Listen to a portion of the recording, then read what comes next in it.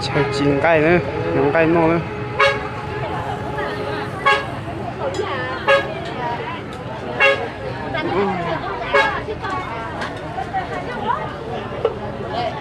Đang đặt cho tôi ra.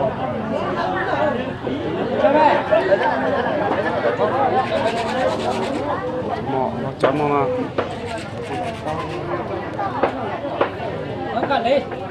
Cho nó cái đấy rồi. Đấy in tí cây nhiều hơn.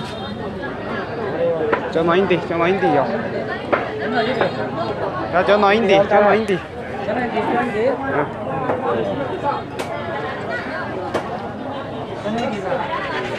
Kéo ta. Yun đâu nó mà. Nhóm cả một thôi.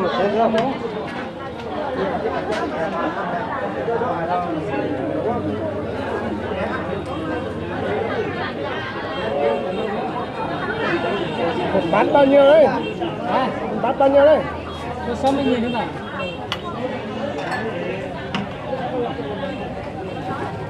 Anh chỉ sợi không? Cái này 60.000 là cái này đấy. Cái này 1.000 70. Giống vậy đấy theo. Bạch tịnh chúng nó. Mua đây không? Ngon ngon à? Cái này cũng giống nhau à? Cái này là thịt chó. Thịt chó à? Đây cái chuối này đấy. Khác.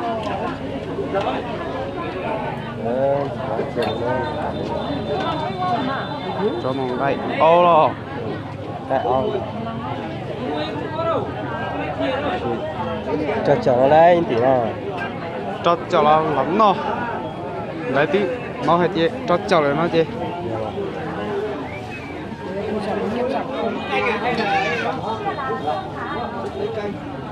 Wow.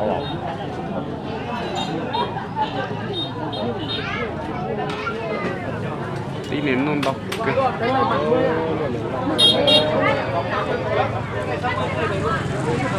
Thế nhỉ em mua chứ. Mua đây mà. Thịt trâu thì mình xào ngao lắm. Thế nhỉ đó.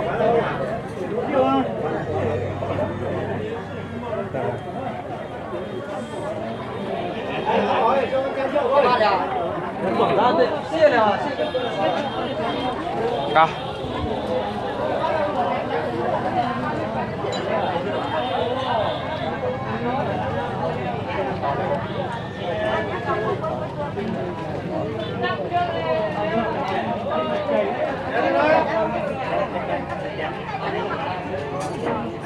Tao nó nè. Ừ. Chào.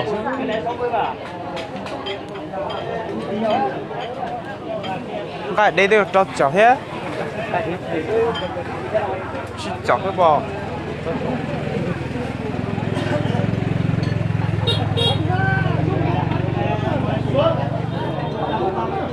Đúng một kiểu chia. Chín mùa.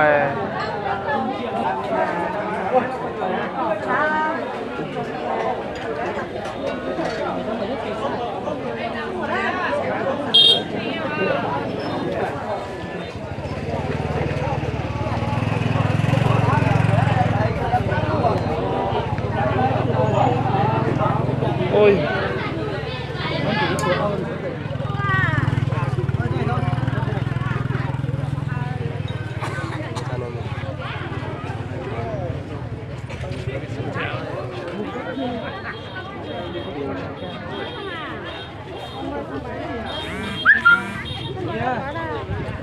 Về nó.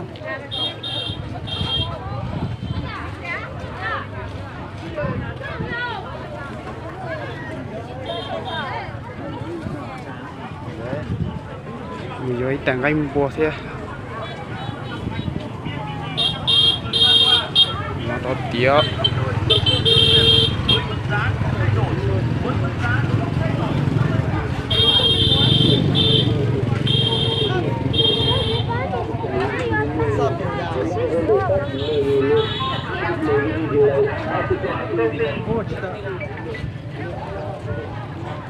Chị Dâu chia lẻ 4 năm. hả? Đấy là Đấy, tiêm một dây tảng canh bùa thế này. nếu tiền tiền này vô cột tha này Cột tha. do ta cột thắt vào này thế chảo rơi rồi ôi giời Tắc cơ, tắc cơ. cơ Mình có nói vô rồi. Gì nó ta.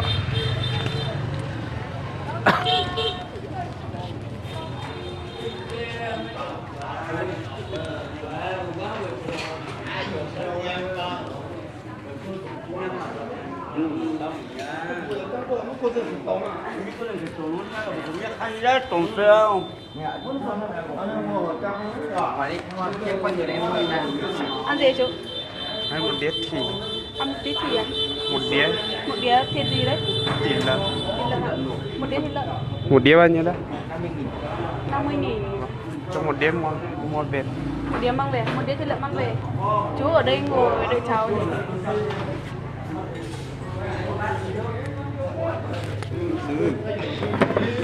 Đây cái khối nhân để ông no nè. Thế. Nói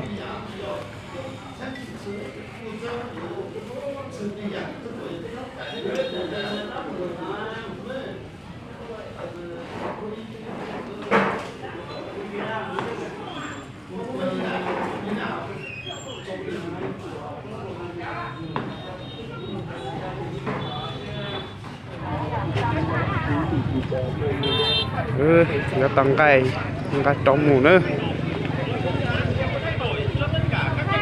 Sử dụng internet cáp quang của VNPT. Cây hả? Nó là tăng cây đó.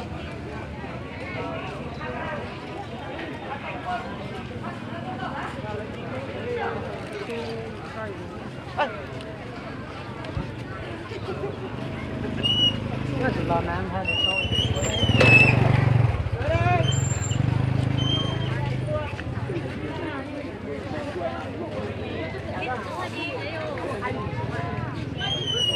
Mua bánh ăn thì đã mua sáng chưa?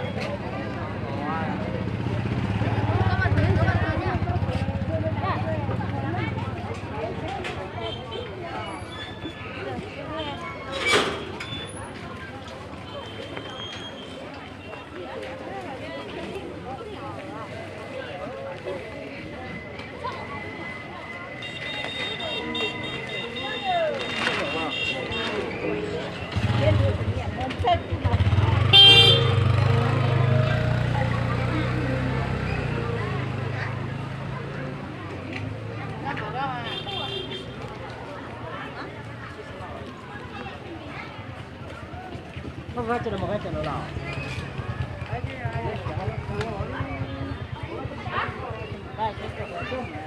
cho tụi nó Cho tí lo yếu to.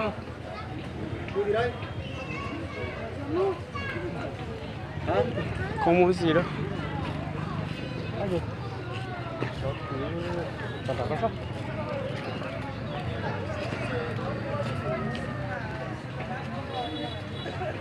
Có khó chỉ.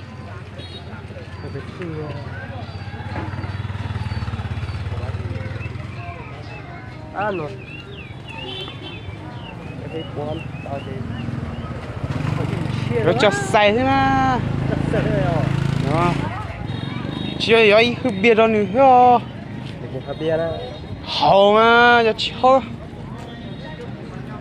gió thì gió hơi bia thứ cái hơi bia em biết chị không chờ chưa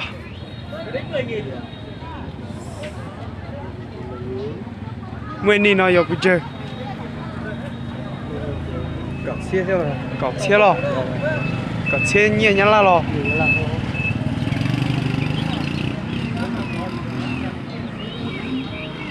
ơi vô tăng cái gì vô tọt cá mùi nữa cái không ngon ta nữa cam tọt chế đó mắm nó kia mà chơi chọc cái gì lên đó ít năng cái nữa vô tọt chế nữa nhót tí xưa nữa tí lúc nó táo mày học của tôi có gì lúc chế giọt kia này nữa không sẽ giờ của nhót chế cho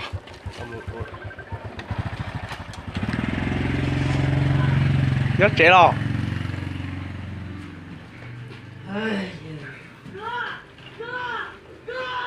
này nhót rồi rồi chúng mày xe chứ tôm tả rồi khi đấy chơi nào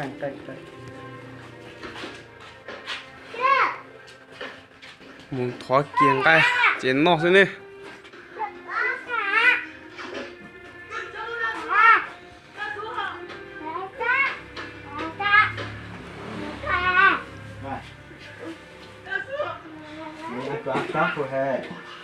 ô 진짜 까래 아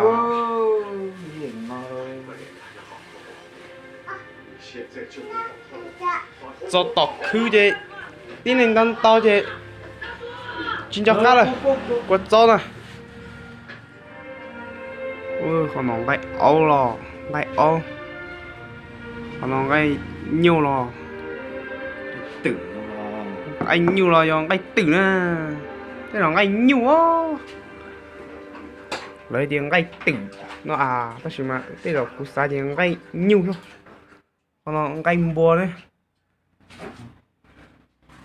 tất nhiên mà tối biết ở bên tôi phải tôi cho mà nó khu cho lấy xe làm một tôi cho mày nhớ vậy anh đó bên nó mỏ đấy cho phải gì đấy cho phải gì tôi xí được bên nó mỏ đấy Điền ơi.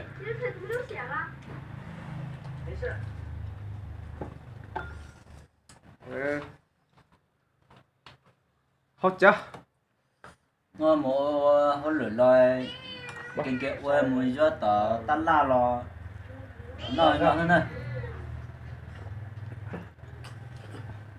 để mua lịch chả đây làm nó lên đã chưa ngồi đây này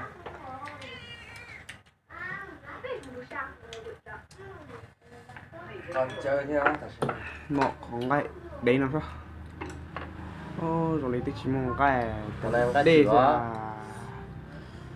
nhiều môn chua nữa muốn cho gì không cái tỉnh nó lo cái o để nói là cái o rồi cái từ mà nên nhân để coi ơi ô giờ thì cái tỉnh nó giấy tay sai nó có mong táo con đại em khách tử không phải đang khách tiền chiều cái đê dùng cái o cái o mà dùng cái này nó giờ muốn lại muốn đưa bây hạt chiều muốn lại xe hay vì lo chứ do mà này là học cái gì nữa họ chớp muốn nào cũng chỉ nhập cái xí á chở nó nè cứ hộp bia xem ơi đây mày lại không gì ít cho nhỉ giờ rồi có thể hơi cắt về nữa rồi